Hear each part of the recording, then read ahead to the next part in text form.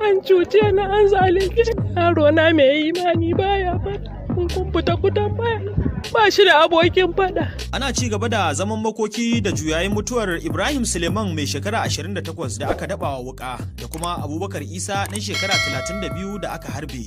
Ana zargin 'yan sandan sashen antidaba mai kaurin suna a Kano da waɗannan kashe-kashe a layin 'yar kuka cikin unguwar sharaɗan malanta ƙaramar hukumar birni. Wani shaida ya ce suna zaune a wurin wani mai shayi ne cikin daren Asabar sai ga 'yan sanda uku, biyu cikin kayan sarki ɗaya kuma a farin kaya. A cewarsa da zuwansu sai suka yi yunkurin kama wani yaro a wurin amma ya tsere kuma nan take suka bi shi. Ganau ɗin ya ce ganin haka sai ɗan uwan yaron ya bi su don ganin abin da ke faruwa. 'Yan sandan dai sun kama ɗan uwan tare da ƙanin, lamarin da ya sa mutanen wurin suka buƙaci sanin dalili. A nan ne fa gardama ta ɓarke. Sai wani Abubakar Isa wanda aka harba muna tare da shi, kawai sai dan sandan yake cewa ka koma zan harbe ka ba, sai ce ka harbe ni mana, menene ka harbe ni, sai sa bindiga ya harbe shi ya faɗi. Ɗayan kuma da ya zara wuka sai caka Ibrahim Suleiman din a baya, ya caka mi a baya, ni ma ya kai min suka ya cake ni a hannu.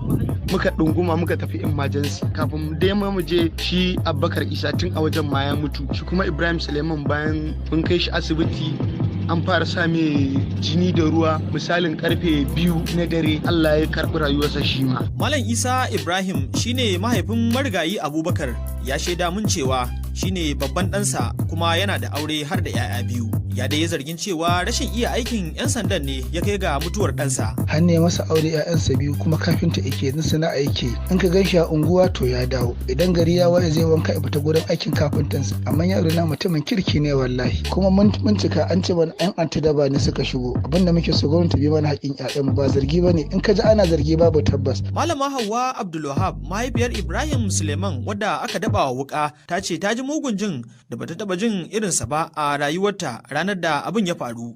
An cuce na, an zalunce yaro na mai imani baya fada. Kun fita kutan baya.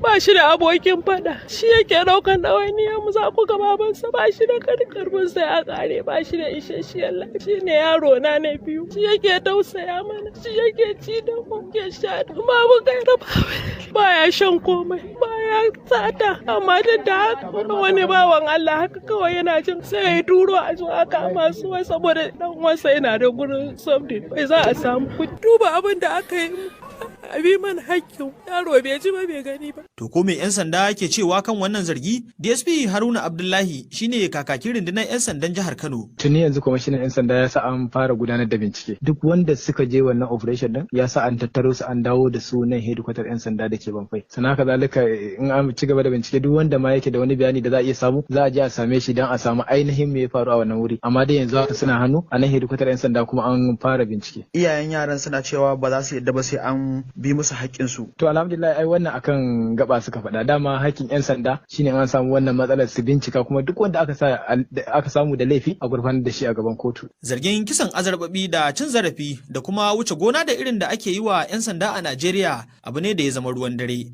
Na baya-bayan nan ya kai ga gagarumar zanga-zangar da ta yi matukar tada hankalin kasar, sai da hukumomi suka rushe sashen yaƙi da 'yan fashi ko SARS tare da maye gurbinsa da wata sabuwar rundunar a yunkurinsu na kawo ƙarshen cin zalin 'yan sanda. Sai dai abin da ke faruwa yanzu a Kano na nuna akwai jan aiki a gaba. Zaharaddin Lawan, BBC Hausa daga Kano a Najeriya.